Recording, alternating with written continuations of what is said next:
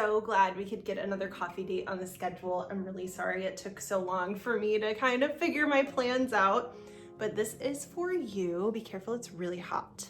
And there is almond milk, creamer, sugar, anything you could want is just on the table right behind you, so feel free to help yourself. Mine is really hot too. So I'm gonna let it cool. I tried a new makeup thing today and I think I just look spooky. I don't think it's working for me.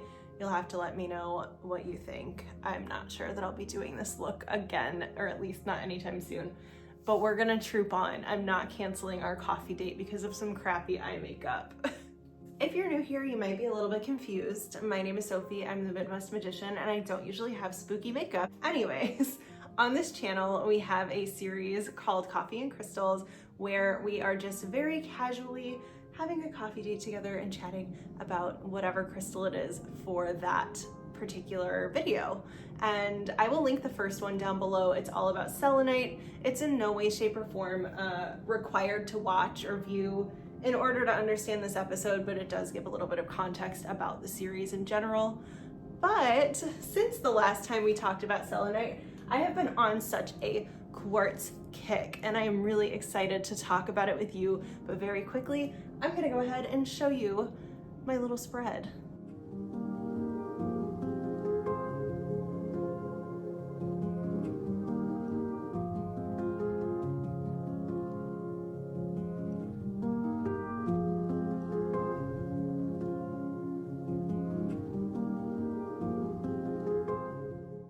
I'm so excited to talk about these with you.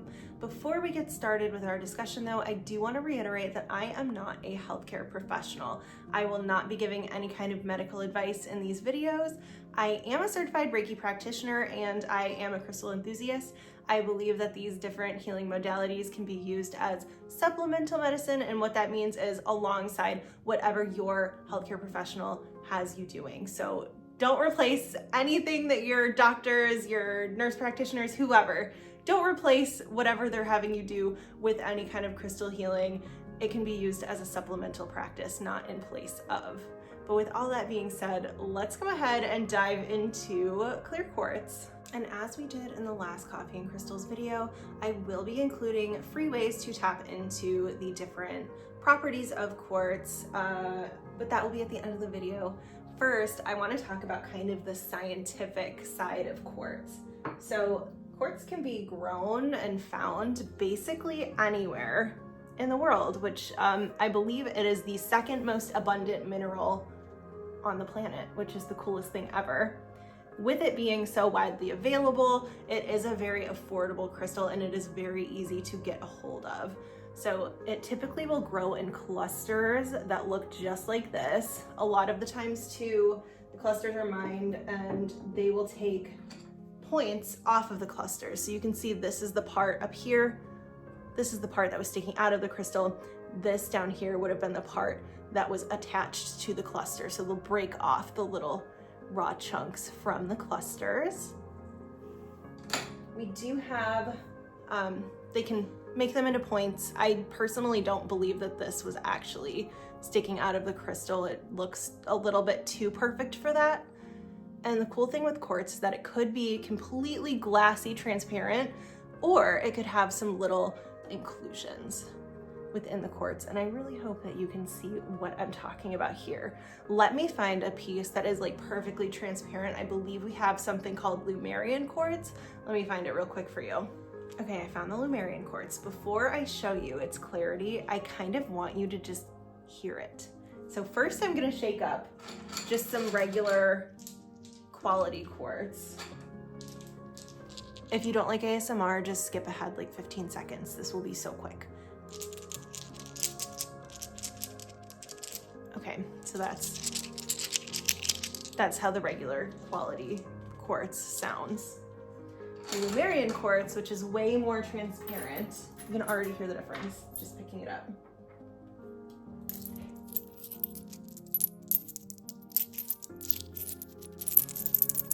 It sounds so pretty. Okay, all right, sorry. I love ASMR, so it's a lot more transparent than the regular quality quartz. It's always going to have inclusions just because it was attached to clusters. Like this one here, hopefully you can see, please focus camera. There's little clusters already growing off of this one. So if this would have stayed in the ground, those little clusters would have kept growing, and this would have been a huge little, well, probably not huge because it's so tiny, but it would have been a lot bigger clusters coming off of this crystal.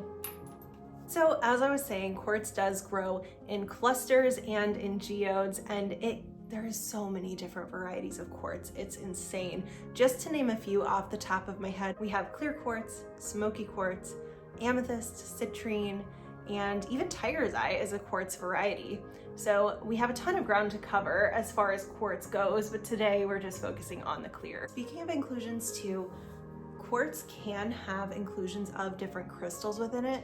I just spent the last 10 minutes searching for my tourmalated quartz, which is a quartz with little pieces of tourmaline on the inside, and it is hiding from me today. It doesn't want to be on camera. So unfortunately I cannot show you, but there is something called rutilated quartz, which has gold inclusions, tourmalated quartz, which has tourmaline inclusions, and then there's garden quartz, which has just kind of a variety of random inclusions within it, and it looks very pretty. However, it has gotten very popular. The garden quartz specifically has gotten very popular recently, so I personally would be a little bit hesitant to buy it from just any source, because I feel like a lot of people have noticed that that is getting popular and have started making resin versions. So if you do buy a garden quartz, make sure it's coming from a very reputable seller. Okay, really quickly, just one more type of quartz that is clear that I can show you before we move on to the metaphysical properties and all of those sorts of fun things.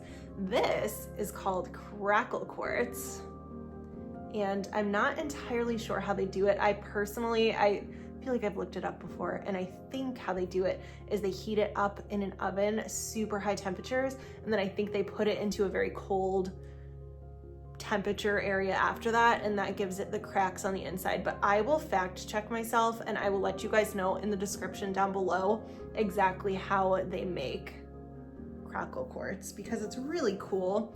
And with those crackles, you can see there's like little flecks of rainbow, like right there. I don't know if you can see right in the center, there's some rainbow.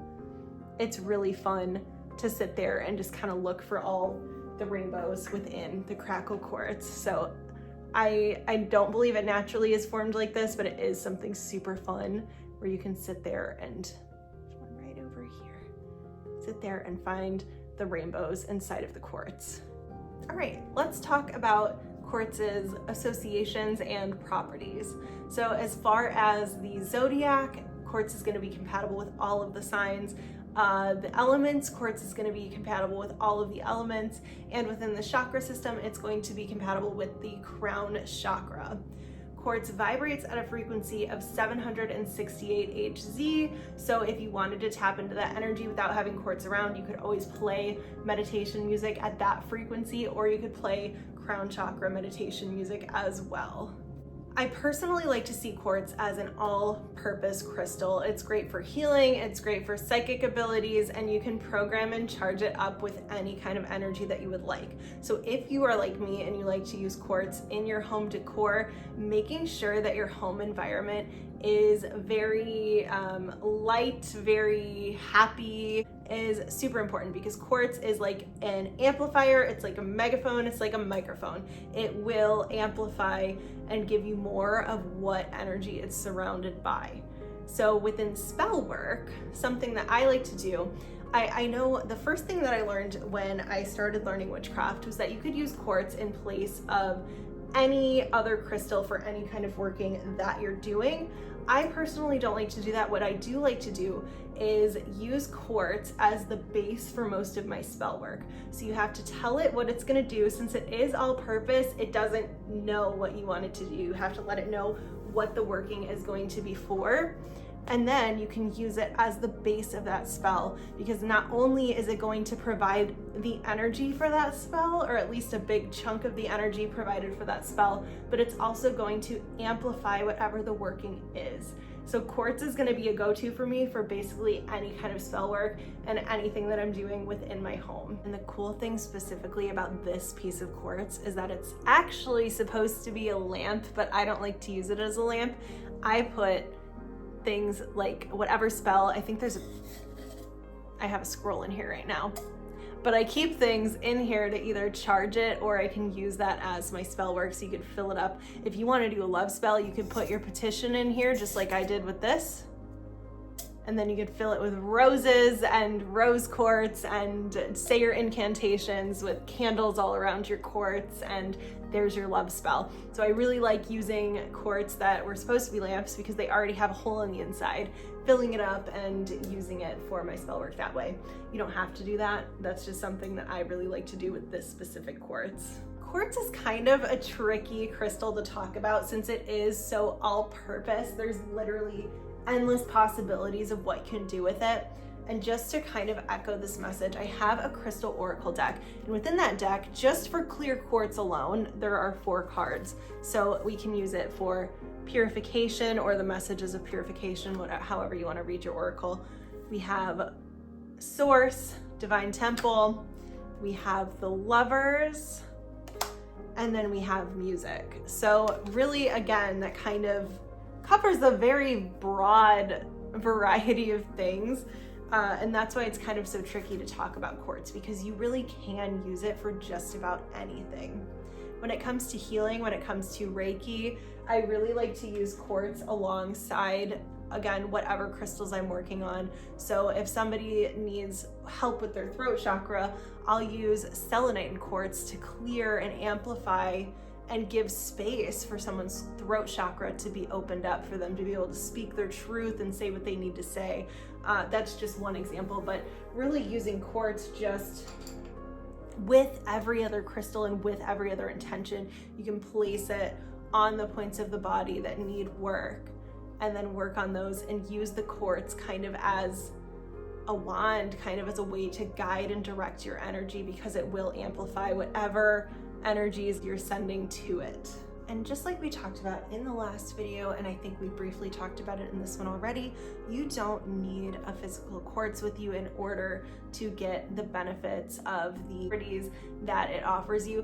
Quartz is a tool to these things. It's not the creator of these things. So I typically like to use quartz just because it's an easy way to access these properties and access these energies. But you can use that with sound, you can use that with your crown chakra meditations, you can use that with color. I do have the same links that I had in the last Coffee and Crystals linked down in the description below. It's a color chart and it is a sound frequency chart as well. So those will be available as free resources for you in the description box down below. I feel so bad I've been taking all of my coffee sips off of camera. I promise I've been drinking it though, but I am almost out. So I really hope that you enjoyed this Coffee and Crystals segment. I love talking about clear quartz. I think it's just such an awesome crystal. Unfortunately, it is a little bit hard to pin it down just because it is so all-purpose. You can really use it for any kind of intention, really anything that you want to use it for. It is, it's willing to help. It's really just an awesome crystal. I hope you enjoyed your coffee today. I hope you enjoyed the video. If you made it this far in the video, can you drop a little coffee cup emoji down below in the comments? And also let me know what you like to use quartz for. If there's something that I haven't mentioned, please share, because I love learning new things about crystals as well. But thank you so much for being here, and I will see you for our next coffee date. Bye.